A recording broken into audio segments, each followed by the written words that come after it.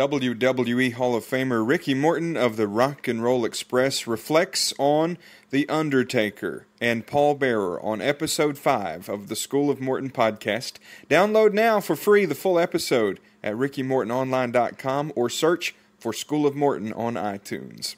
Before they painted his face, before this, great manager.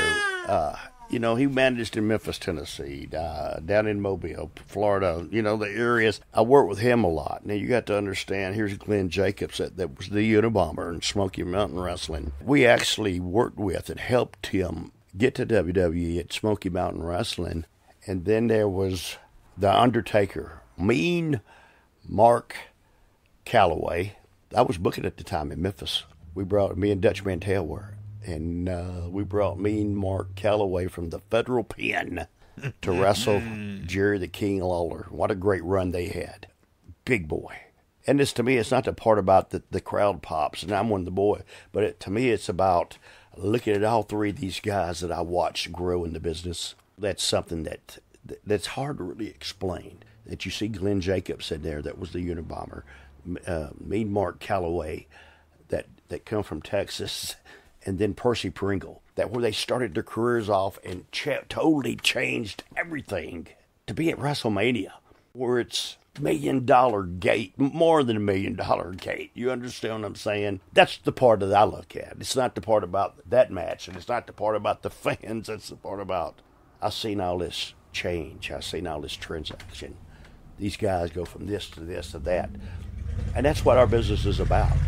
That's fulfilling every dream that you ever wanted in our business, that you never give up. You never stop. You never stop learning. And that's the part I look at, Scotty. For being able to have seen Percy Pringle, Paul Bearer, he wrestled. And he was I wrestled him before. I wrestled him 100 times. He was down in the Memphis territory. That's just... Even sporting blonde hair a good part of the time, wasn't he, back in the day? Oh, yes. Everybody had blonde hair. But not everybody had a mullet. No. Just to be clear. And still got it. Yes, you do. Woo! Women still looking at you. Yeah. Now, okay, as far as Undertaker goes, his longevity, how do you think he's been able to consistently work? And I know he slacked off, or I shouldn't say slacked off, but went to a lesser schedule.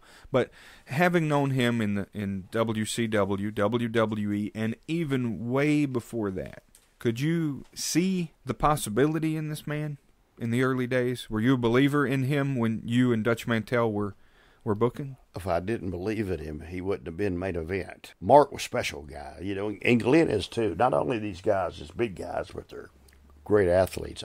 And Mark is smart about the business. He knew what he had when he became the Undertaker. Not only him, but Vince and them all knew, and they taught him there. So you never start learning a business. He knew how to protect the Undertaker, buddy, and he did. The longevity is they knew how to keep it alive. Even though he was the dead man, they knew how to keep him alive. They worked together. It's a process that didn't take. It wasn't done overnight. It was great the first night, but every time it got better and it got better and it got better. Then when he had his big run, ever WrestleMania, undefeated for the long time. And I think they kind of regret, I would, ever beating him. She said, Rama, Lama, Bama, Lama, rock and roll is